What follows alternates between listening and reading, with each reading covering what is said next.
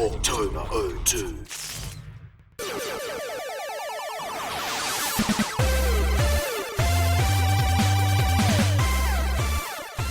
Sean Murray's pro wakeboarding. What the hell happened here? Today, we'll be taking a look at Wakeboarding Unleashed featuring Sean Murray. Where is that shameless stink of Pro Skater ripoff? They've changed the title, they've changed the logo, and they don't even feature the primary star's name on the spine anymore. That's how far we've made it into the Activision O2 hole, an obvious indicator that the project was over. I mean, they must have been stretched trying to find suitable pro sports by this point. Damn, I can't wait to play Skydiving Untethered featuring that Red Bull guy.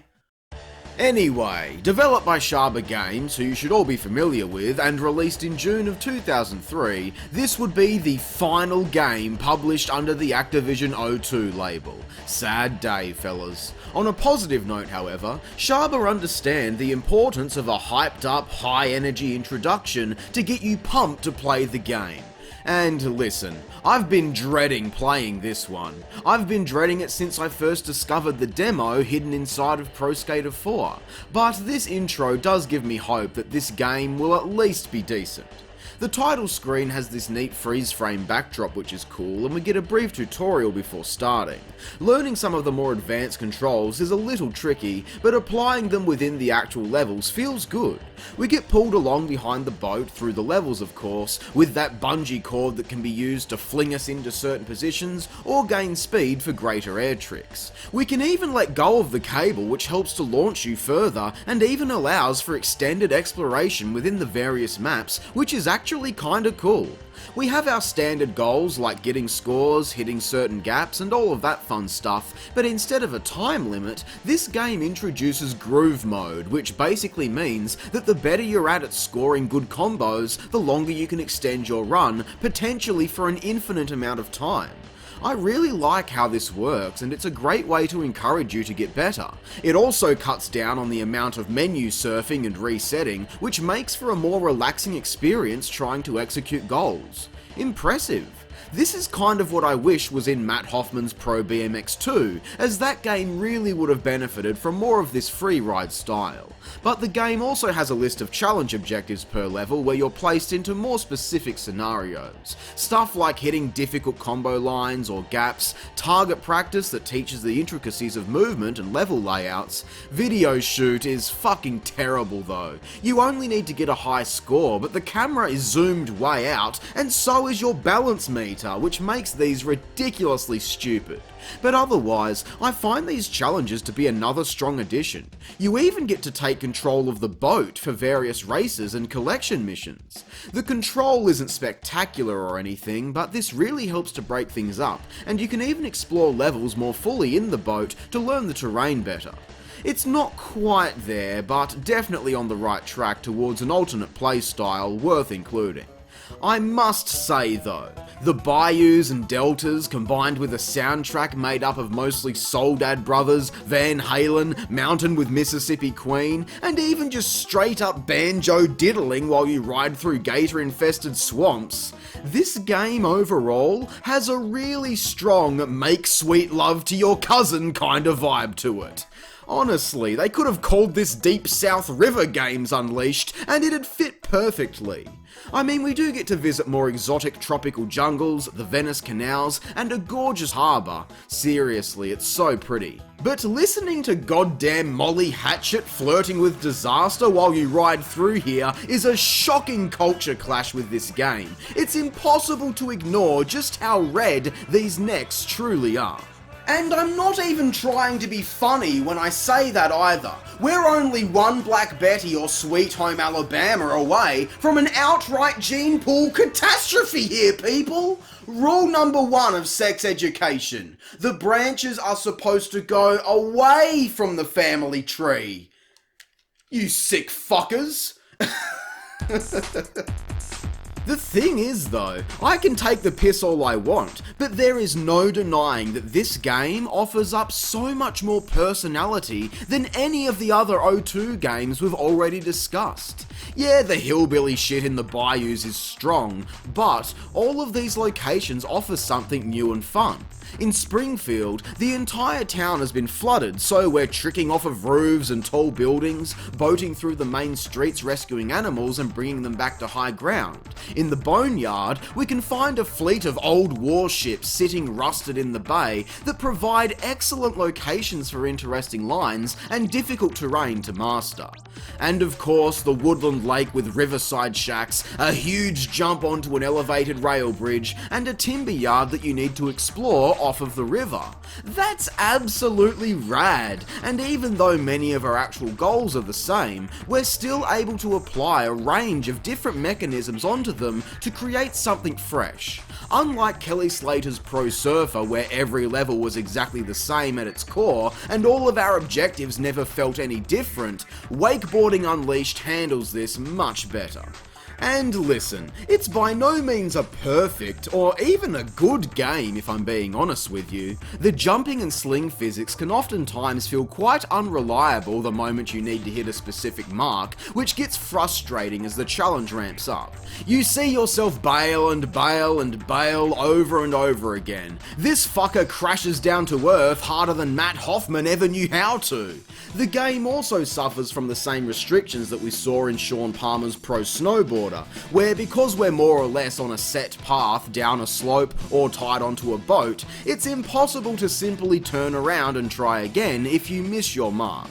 Instead, you have to either reset or do another full lap of the entire course, which gets incredibly tedious. If only we had the option to press a button and reverse the direction we're travelling through the level, that would not only help to solve the restrictive paths, but also offer up an entirely new set of lines through each area had the courses been designed that way.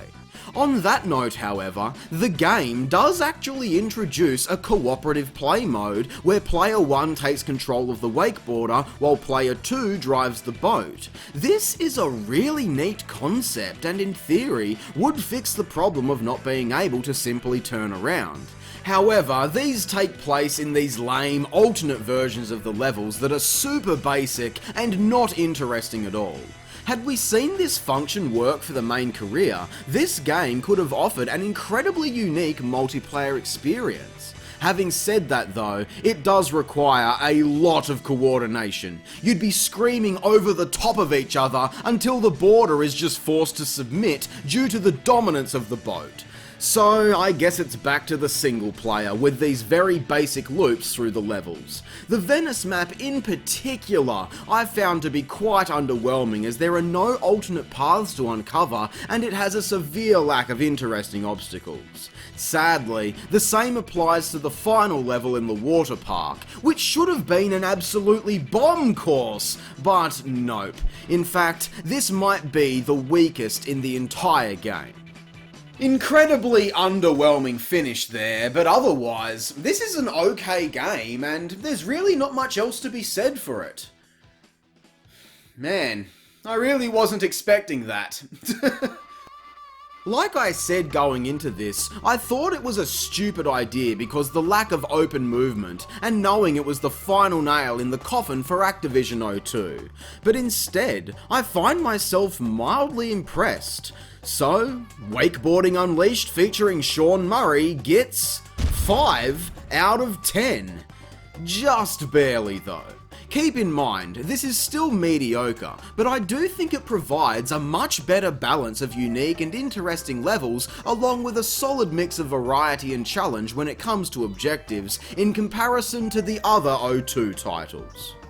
And to think, that's partly due to the fact that this game offers such a distinct southerner atmosphere that ultimately provides more personality and entertainment than any of the other Pro Skater clones we've looked at.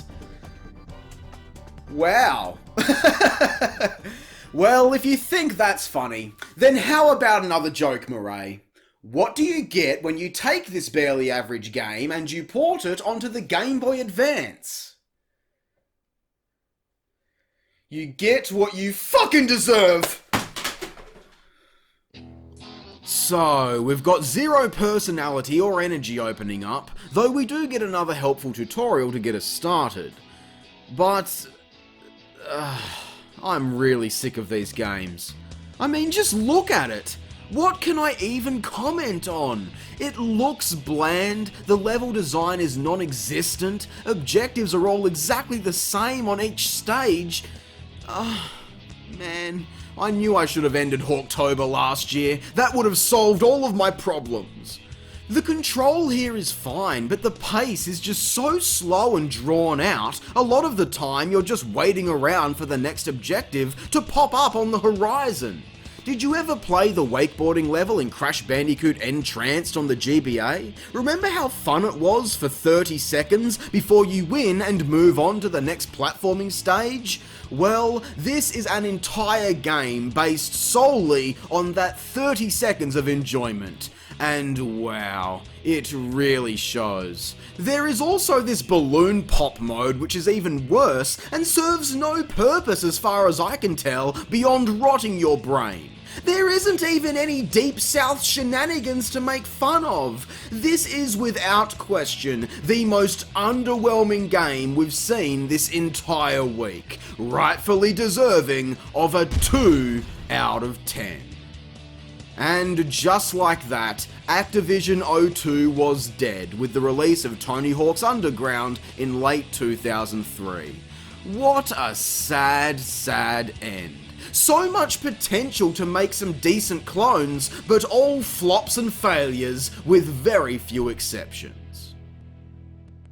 But there was still one more O2 game. So be sure to join me tomorrow for the final review of Tony Hawktober 2020. So until then, I hope you enjoyed the video. If you did, be sure to leave a like, subscribe, and remember to share this with your friends and on social media.